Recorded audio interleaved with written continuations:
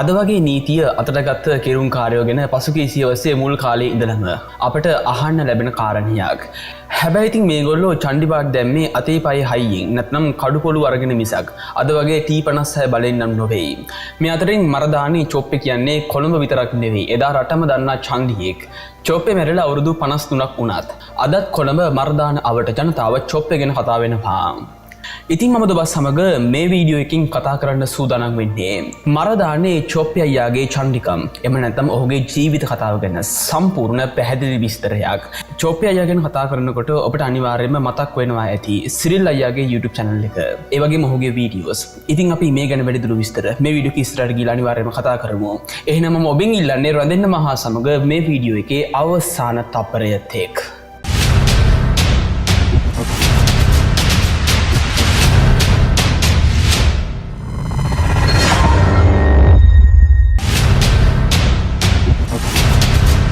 ජීවන තතු එදා මරිය කඩේ කියන වත්මන් මරදාන තමයි චොප්පේගේ උපන් බිම වුණේ.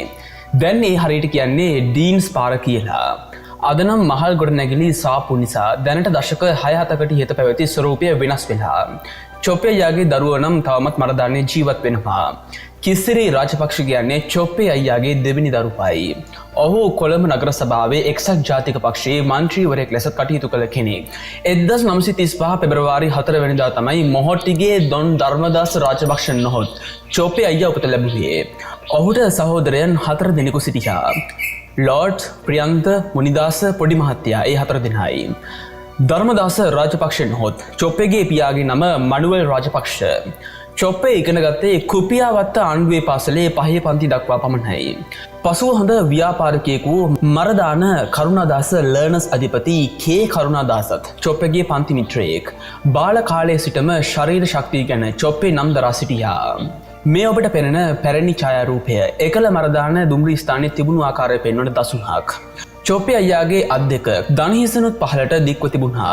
ඒ හින්දා කෙනෙකුට දුර සිටම දරුණු මුෂ්ටි ප්‍රහාරයක් එල්ල කිරීමේ අපූර්ව හැකියාවක් ඔහු සතු වුණා. දකුණු කකුල ඉහළට නවාගෙන බෙල්ල වටේ ඔතා ගැනීමේ විස්මිත හැකියාවක්ද චොප්පේ අයියාට තිබුණු බව කියවෙනවා. කෙසේ වුවත් ඉගෙනීමට කිසි උනන්දුවක් නම් ඔහුට තිබී නැහැ. උදේ 6 වන විට පාසලට යන ධර්මදාස ඇතුළු මිතුරු පිරිසගේ ප්‍රියතම ක්‍රීඩා වුණේ තාච්චි පැනීමයි. ක්‍රීඩා පිටියේ ඉරමැද සිටින ධර්මදාස පසු කර යාමට කිසිවෙකුට ඉඩ ලැබෙන්නේ නැහැ. ඔහු තමන් සතු දිගුවත් වලින් අල්ලා ප්‍රතිවාදියා මෙල්ල කරගන්නවා. මේ නිසා බාල කාලයේම ඔහු පාසල තුල ප්‍රකට චරිතයක්ව සිටියා. මේ පවුලේ පිරිමි 5 දෙනාම චන්ඩින් විදියට ලොකු මහත් වුණේ. ඔවුන් කවුරුවත් උසස් අධ්‍යාපනයක් ලැබුවයි නොවෙයි. මේ 5 දෙනාටම ඒ කාලේ මිනිස්සු බයෙන් තමයි හිටියේ. චොප්පේ තමයි ඒ චන්ඩි රැළේ ප්‍රධාන ලෙස කටයුතු කරන්නේ. මේ ඔබට පෙනෙන්නේ චොප්පේ අයියාගේ ගුණ සමරුවට එල්ලූ බැනරයක්. 1960 දශකයේ මුළු මරදාන ප්‍රදේශයේම එනම් සන්තබස්තියම කුප්පියාවත්ත පරණවාඩිය ස්ටොක්වත්ත පුංචි බොරැල්ල යන ප්‍රදේශ හොල්ලාගෙන සිටියේ චොප්පේ අයියා බව පැවසෙනවා. චොප්පේ අයියා ඉන්න කාලේ මරදානේ හොරු කප්පම්කාරයෝ සිටියේ නැති බවත් අදත් වැඩිහිටියන් කියන කතාවක්. ඔහුට කඩවසම් සිරුරක්ද නිර්භීත සිතක්ද පැවති බවයි කියන්නේ. ඒ කාලේ ඔහුගේ සහයෝගය ලබා ගැනීමට ධනවතුන් දේශපාලන බලවතුන් පවා පැමිණි බව නොරහසක්. එකල චීනාඩි නම් සටන් කලාව ජනප්‍රිය වූ කාලයක්. ඔහු දක්ෂ චීනාඩි කාර්යයක් ලෙසට ප්‍රසිද්ධ. චොප්පේ අයියා චීනාඩි සටන් කලාව හදාරා තිබෙන්නේ මරදානට නුදුරු කෙහෙල්වත්තේ චීනාඩි සයිමන් අයියාගෙන් බවයි පැවසෙන්නේ. බිම සිට අහසට පැන වේගයෙන් අහස් ප්‍රහාර එල්ල කර සතුරා අඩපණ කිරීමට ඔහු සමත්ව තිබෙනවා. ඒ දිනවල වාර්ෂිකව පැවැත්වුණු බොරැල්ල කානිවල් දැක්ම විශාල පිරිසක් එක්වුණු ස්ථානයක් වුණා. එහිදී චොප්පේ අයියා ඔට්ටු දමා නන්දිසේන කුරේ සමග චීනාඩි ගහගන්නා බවත් එය නැරඹීමට ජනතාව පොරකමින් පැමිණි බවත් කියවෙනවා. ඔහු බිලියඩ් ක්‍රීඩාවලට විශේෂ දස්කම් දැක්වූ පුද්ගලයෙක්. චොප්පේ අයියා තම මිතුරන් සමග රවුම් ගැසුවේ 2.40 දරන මොරිස් මයිනර් කාර්යකින්. එහි හිමිකරු වුණේ මරදාන කරුණාදාස ලර්නර්ස් අධිපති කරුණාදාසයි. මදාවි සෝමේ හෙවත් අඹවත්ත හේවාගේ සෝමපාල, ජෙෆ්රි නානා, බෙනඩික් අයියා, මාලිගාවත්තේ ජෝපි වගේ අය ඔහුගේ දාමරික පිරිස නියෝජනය කරා. මදාවි සෝමේ 1964 වර්ෂයේදී වේගයෙන් ගමන් කළ වෑන් රථයකින් බිමට පැනීමෙන් මිය ගොස් තිබෙනවා. සීනි මල්ලි, මාෂල්, සර්පීනෝ, හර්මන් වැනි දාමරිකයන්ද එකල කොළඹ ජීවත් වුණා. මේ ඔබට පෙනෙන ඡායාරූපෙන් දිස්වන්නේ චන්ඩියා චිත්‍රපටයේ ගාමිණීවයි. චන්ඩියා චිත්‍රපටය 1960 දශකයේ ගාමිණී ෆොන්සේකා රංගනයෙන් කිලුළු දරූ සමයයි. ගාමිණීගේ සටන් ජවනිකා සහිත චිත්‍රපට තිරගත වුණේ ආදායම් වාර්තා තබමින්.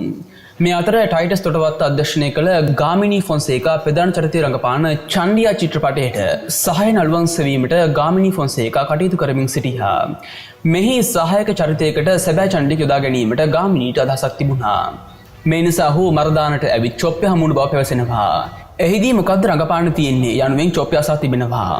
ෆයිට් වලදී මගින් ගුටි ගන්න තමයි වෙන්නේ. යයි ගාමිණී එවිට පවසා ඇති අතර චොප්පයට අකමැති වී තිබෙන්නේ චිත්‍රපටවල වීරයා ගාමිණී උනත් Taman කාගෙන්වත් රඟපෑමේදීවත් ගුටි කෑමට කැමති නැති බව කියමින්.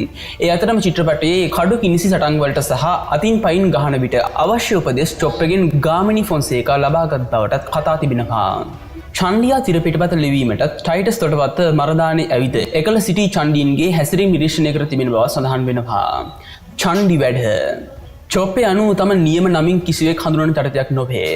ඔහු පොලිස් නිලධාරීන්ට නිතර අරියාදු කළ බවත් මේ නිසා පොලිසිය ඔහු සමග නොහොදින් සිටි බවත් කියවෙනවා. පොලිස් නිලධාරීන් සමග ආරවුල් වලට ගොස් ඔවුන්ට පහර දීමත් චොප්පේ විසින් සිදු කර තිබුණා. පොලිසියට නොබියව පහර දුන් කෙනා සාමාන්‍ය ජනතාව අතර වීරයෙක් වී තිබෙනවා. එය හරියට ඔතුවන් කන්දේ සරදිල් චරිතයේ නූතන පිළිඹුවක් වගේ. චොප්පේ හැමදාම රාත්‍රියේදී පාපැදීක නැගී පාර දිගේ පැදයාම සිරිතක් කොටගෙන සිටියා. විදුලි පන්දමක්ද එළිය කරගෙන තමයි ඔහු රැට යන්නේ. මේ නිසා හොරු සහ අපරාධකරුවන්ගෙන් මරදාන බේරී තිබුණු බවත් කියවෙනවා. සමහර අවස්ථාවලදී පොලිසියත් ඔහුගේ සහාය ලබාගෙන ඇතැයි පවසනවා. ඒ අතරම නීතිය අතටගෙන නඩු විසඳීමත් ඔහු විසින් සිදු කර තිබුණා. අවට ජනතාව අසාධාරණකම් වලට පිහිටපතා පැමිණියේ චොප්පේ අයියා ළඟටයි. මේ නිසා පොලිසිය චොප්පේට නිතර චෝදනා එල්ල කර නඩු පවරා තිබුණා. එහෙත් පොලිසියකත් උත්සාහය නිෂ්ඵල වී තිබෙන්නේ පැමිණිල්ල ගොනු කළද සාක්ෂි දීමට කිසිවෙකු හෝ ඉදිරිපත් නොවීම නිසායි. මේ අතර චොප්පගේ බලවත් බව තවත් එක්තරා අපරාධකරුවන් පිරිසකට තරජනයක් වී තිබුණා. ඔවුන් රාසිගතව සංවිධානය වෙමින් තිබුණේ මේ පුද්ගලයාගෙන් පරිගැනීමටයි. වේවීගේ පාකර පෑන දිනක් වේවී අබේ ගුණවර්ධන කියන ප්‍රවීණ පත්තර කතුවරයාගේ පාකර පෑනක් බම්බල පිටියේදී පිප්පොකට් ගසා තිබෙනවා. පාකර කියන්නේ තමත් වටින පෑනක් නිසා ඔහු ගැන පැමිණිලි කිරීමට බම්බල පිටිය පොලිසියට ගියා. අපිට කියලා වැඩක් නැහැ. මරදානේ චොප්පෙට කියලා බලන්න පොලිසිය පිළිතුරු උනේ එලෙසයි. වේවී අබේ ගුණවර්ධන මරදානට පැමිණ චොප්පේ අයියා හමු වුණා. විස්තර විමසූ චොප්පේ පැවසුවේ පසුදින උදේ 8ට පැමිණ ඔහු හමු වන ලෙසයි. චොප්පේ අයියා ඒ සැනකින් බම්බල පිටියේ පාලට පණිවිඩයක් යවුවා. බම්බල පිටියේ චණ්ඩියා වුණේ පාලයි. හිතවත් මහත්තයෙකුගේ පාකර පෑනක් අද බම්බල පිටිය හන්දියේදී පිප්පොකට් ගසා ඇති බවත් එය සොයා ලබා දෙන ලෙසත් ඔහු පැවසුවා. පසුදින අබේ ගුණවර්ධන චොප්පේව හමු වීමට ගියා. එවිට නැති වූ පාකර පෑන ඔහුට ලැබුණා. ආචාර්ය ආර්ය රත්න මැරීමට කොන්ත්‍රාත්තුවක්.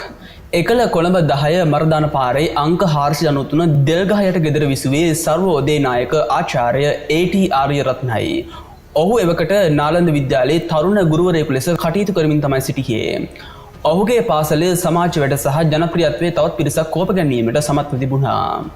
ඔහුව මැරීමටත් තවත් ගුරුවරුන් දෙදෙනෙකුට තුවාල කිරීමටත් කොන්ත්‍රාත්තුවක් ලබා දී තිබුණේ චොප්පේ අයියාටයි. ඒ ගැන චොප්පේගේ අසල්වාසී නිවසක පදිංචි ශිෂ්‍යයෙකුගෙන් ආර්ය රත්නට දැන ගැනීමට ලැබුණා. ආර්ය රත්න හමු වූ චොප්පේ ඔහුගේ උසස් අරමුණු දැනගෙන කොන්ත්‍රාත්තුව ඉවතට දමා ඔහු සමග මිත්‍ර වූ කතාවද ප්‍රකට සිද්ධියක්. අවමගුලට හෙලිකොප්ටරයක්. චොප්පේට රැහි වූ සතුරු පිරිස අවසානයේ ජයගත්තා.